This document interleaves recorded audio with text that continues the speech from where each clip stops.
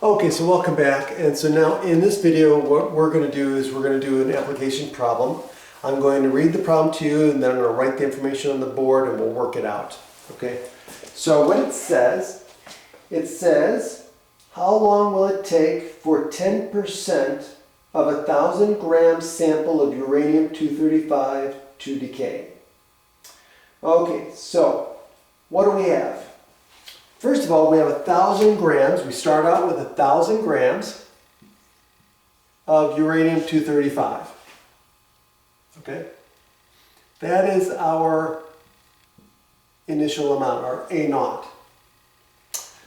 Now, it wants to know how long will it take to have 10%.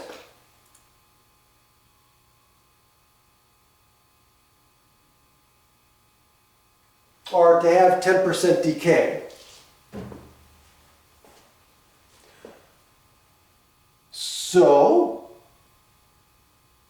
here is how you have to handle this. Think about it. This is where you gotta stop and pause so you don't make a mistake.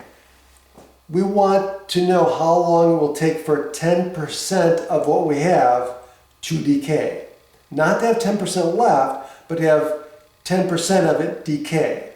Okay, that means after this amount of time, how much is going to be left over? Well, if 10% of the 1,000 grams decay, how much is that? Well, 10%, right, of 1,000 is what?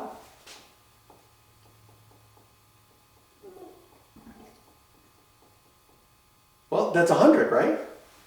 10% of 1,000 is 100 grams. But that's how much decayed. Well, remember, the formula talks about how much we start with and how much we end with. Well, if 100 grams decay, how much of the uranium-235 do we have left over? Well, we're going to have 900 grams. Well, the 900 grams, that's our A sub T. That's the amount that we have left over after time t. Okay, now,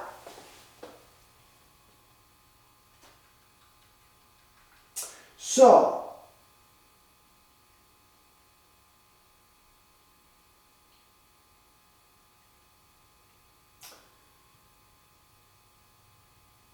we need to know some information. So one of the things we know is uranium-235, so this is, again, information you have to be given. So uranium-235 has a half-life, get this, of 703,800,000 years.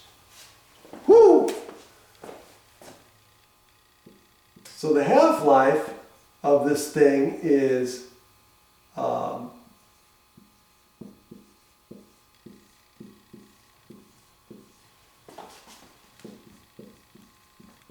a long time.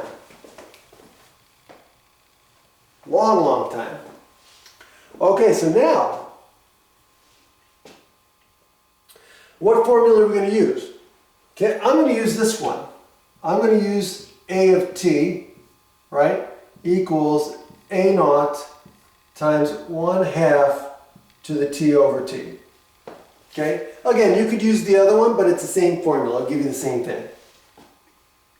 Okay, so we know A sub t, we know this one. Okay, we know the half-life, so we've got everything we need, right?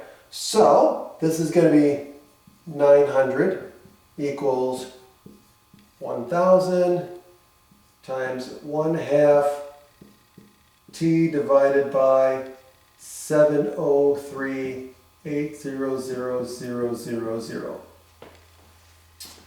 Okay, so now we got to solve for this thing. Okay, well, what do? We're going to do it the same way we normally do. Okay, so we're going to divide both sides by 1,000. So this is going to be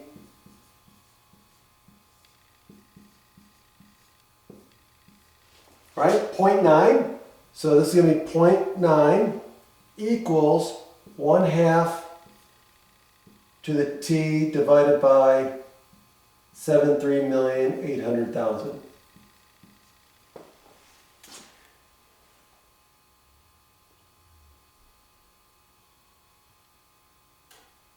Okay, and this is where I'm going to take the natural log of both sides.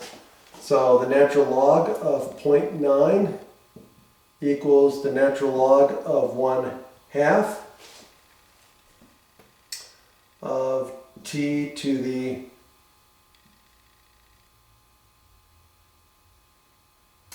$703,800,000. Okay, and now we can use properties of exponents, right?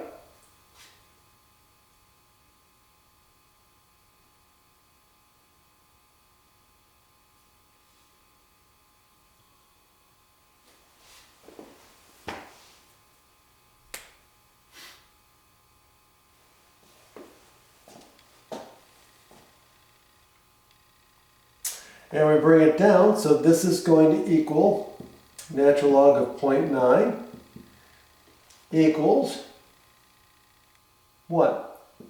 T divided by 703, right? Times the natural log of 1/2. And now I'm going to divide both sides by the natural log. And so I'm going to get natural log of 0.9 divided by the natural log of 1/2, or 0.5.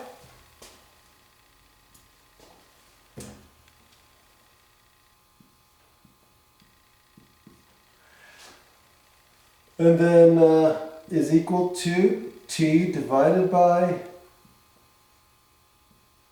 703,800,000. And of course, I'm going to multiply both sides by that. And I finally get t is equal to the natural log of 0.9 divided by the natural log of 0.5 times 703,800,000. Right?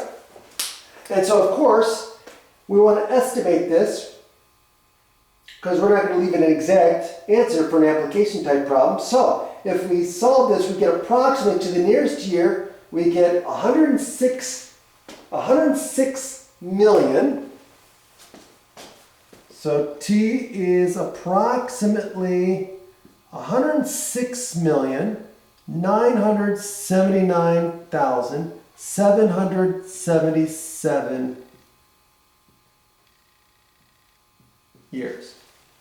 So that's how long it would take for 10% of the uranium-235 to decay. So it's a very, very, very stable element. Okay. Now again, this is uranium-235. This is the most stable isotope, I believe. The one that when you think of atomic bombs, the one that you're thinking, that you might be thinking about is uranium-238. Okay, it's either uranium-239 or 238, but I believe it's uranium-238 is the isotope that is used in atomic bombs. I might be mistaken by that, but that's the answer. That's how we figured it out. Okay, have a great day.